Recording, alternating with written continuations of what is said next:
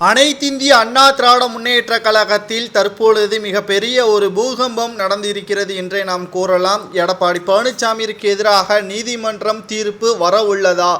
பன்னீர்செல்வம் கையெழுத்து இல்லாமல் இரட்டை இலை சின்னம் கொடுக்க முடியாது, தேர்தல் ஆணைய அதிகாரிகள் கூறிய அறிவிப்பால் தற்பொழுது எடப்பாடி பழனிசாமி அதிர்ச்சி அடைந்திருக்கிறார். நீதிமன்றத்திற்கு சென்றாலும் பன்னீர்செல்வத்திற்கு சாதகமாகத்தான் தீர்ப்பு வரும். என்ன ஆட்சி என்பதை பற்றி இந்த வீடியோவில் முழுமையாக தெளிவாக நாம் பார்க்கலாம்.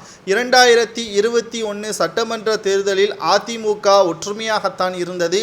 அதில் ஒருங்கிணைப்பாளர், இணை ஒருங்கிணைப்பாளர் என்ற படிவத்தில் பிஃபார்மில் ஒருங்கிணைப்பாளர், இணை ஒருங்கிணைப்பாளர் கையெழுத்து இருந்தால் மட்டும்தான் இரட்டை இலை சின்னத்தை கொடுக்க முடியும் என்று தேர்தல் ஆணைய அதிகாரிகளிடம் பத்திரத்தின் மூலமாக அக்ரிமெண்ட் ஒன்றையும் கொடுத்துள்ளனர்.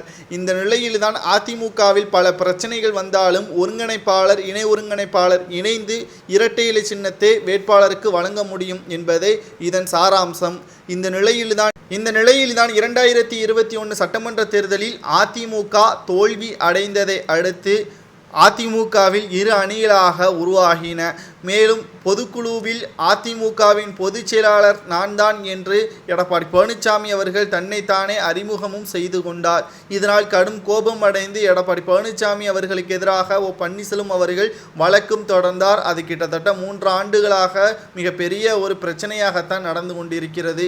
மேலும் பன்னீர்செல்வத்தை கட்சியிலிருந்து நீக்கியாச்சு என்று பன்னீர்செல்வத்திற்கு எதிராக எடப்பாடி பழனிசாமி அவர்கள் ஆதாரத்தை முன்வைத்தாலும் அது ஏற்றுக்கொள்ளும்படியாக இல்லை. இந்த நிலையில்தான் பன்னீர்செல்வம் அவர்கள் நாடாளுமன்ற தேர்தலில் இரட்டை இலை சின்னத்தை என்னுடைய அனுமதி இல்லாமல் அதிமுகவின் வேட்பாளருக்கு கொடுக்க முடியாது என்று அறிவிப்பு ஒன்றை வெளியிட்டிருந்தார். மாறாக தேர்தல் ஆணைய அதிகாரிகளுக்கும் கடிதம் ஒன்றை கொடுத்துள்ளார். இந்த நிலையில்தான் மிகப்பெரிய ஒரு சிக்கலில் எடப்பாடி பழனிசாமி அவர்கள் இருந்து வருகிறார்.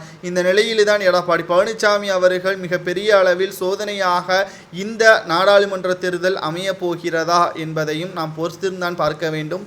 இரட்டை இலை சின்னத்தை முடக்குவதற்கான ஏற்பாடுகளை ஒரு பக்கம் பன்னீர்செல்வம் அவர்கள் செய்து வருகிறார்.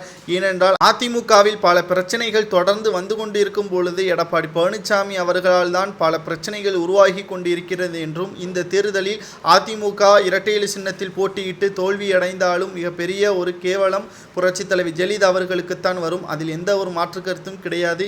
தற்பொழுது இரட்டை இலை சின்னத்தை முடக்கினால் அந்த பெயர் வராது என்றும், சுயேட்சையாக எடப்பாடி பழனிசாமி வெற்றியடையட்டும் என்றும் கூறியுள்ளார்.